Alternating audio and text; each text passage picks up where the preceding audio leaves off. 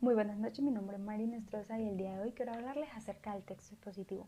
En este caso sabemos que en el idioma español existen tres tipos de textos, como son el narrativo, el descriptivo y el del que hablaremos hoy, el expositivo. En este caso debemos conocer muy bien el concepto de un texto expositivo, pues es el que expresa conceptos, ideas o hechos de forma objetiva, absolutamente. O sea, que en esta clase de redacción no se reflejan los sentimientos, ni las opiniones, y mucho menos las ideas o pensamientos del autor. Por norma general, un texto expositivo se usa para la divulgación principalmente de ideas o conceptos, siempre que sean de interés, con intención de comunicar datos específicos diferentes a diversos ámbitos, como son el científico, el jurídico, el académico y el astronómico. Además de eso existen otros temas, o sea, no solamente los que acabamos de mencionar. Este tipo de textos son muy usados en el ámbito escolar y académico, como podemos comprobar en los libros de texto. Para ello se suelen usar de forma habitual la tercera persona, es algo que los caracteriza. A la hora de exponer datos y lecciones, no se puede deducir la opinión del autor en los textos expositivos, puesto que su base es la exposición de hechos, objetivos basándose en datos comprobables y que se puedan corroborar. No existe una extensión mínima para los textos expositivos. Todo dependerá de la temática abordada, pero pueden ir desde unas pocas líneas hasta múltiples páginas. No debemos confundir los textos expositivos con los argumentativos. Esto jamás, y sería un error imperdonable. ¿Por qué? Bueno, porque en este segundo caso es un tipo de texto pensado para convencer y difundir una idea concreta, ¿sí? Además de esto, debemos tener en cuenta las características y de esta forma podemos diferenciar un texto del otro. Para el expositivo del cual estamos hablando podemos mencionar las siguientes características. Primeramente, que se divide en dos tipos. ¿Cuáles son? Bueno, son el divulgativo o los divulgativos, que son dirigidos a sectores amplios, donde los receptores no necesitan conocimientos previos sobre el tema y pues suelen ser muy habituales en periódicos o en otras publicaciones similares. Por otro lado encontramos los especializados, ¿sí? En los que requieren un nivel de conocimiento previo elevado. Son muy habituales en la medicina, la química, el derecho y la mecánica, así como la computación, el ensayo, entre otros. La estructura, muy pendiente con esto. ¿Por qué? Bueno, porque se encuentra de manera que el tema tratado se muestre en formas de hechos, conceptos, ¿sí? Ideas y sucesos. Con precisión, el lector debe dejarlos claros o que sean comprensibles.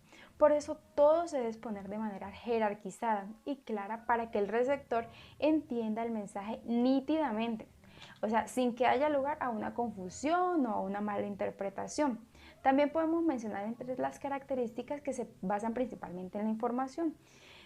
Por ejemplo, centrando lo expuesto de manera ilustrativa para esclarecer la temática, administrando datos de gran cantidad y detalle.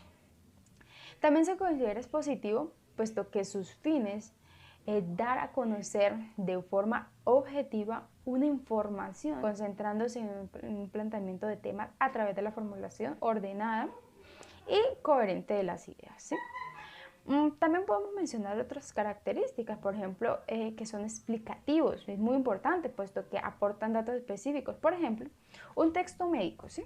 Él aporta datos sobre los síntomas, el tratamiento y entre otras cosas, así como explica de por qué llega a esa situación concreta y cómo es posible paliarla y curarla desde un punto de vista científico. También se consideran textos formales. ¿Por qué? Bueno, pues evita el uso del lenguaje coloquial, ¿sí?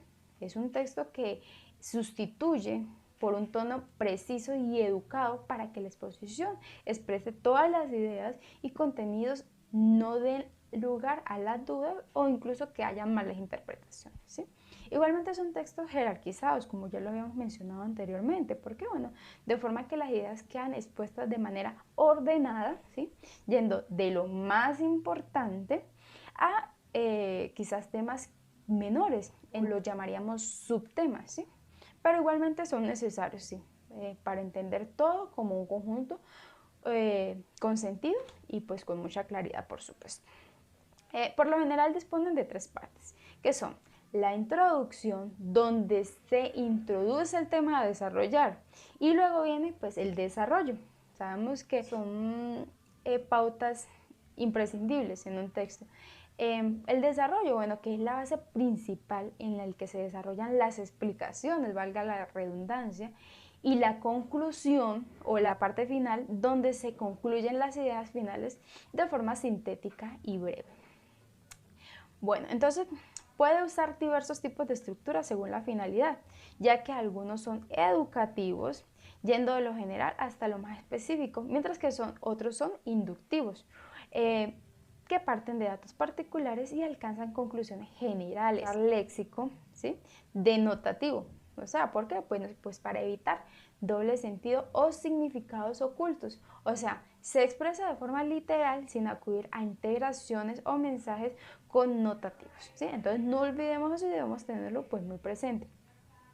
Entonces, son las partes más importantes que podemos mencionar del texto. De esta forma lo podemos diferenciar de otros y bueno, teniendo claro los conceptos principales, espero que hayan podido entender la exposición de forma clara, que cada uno de los conceptos hayan sido claros y concisos.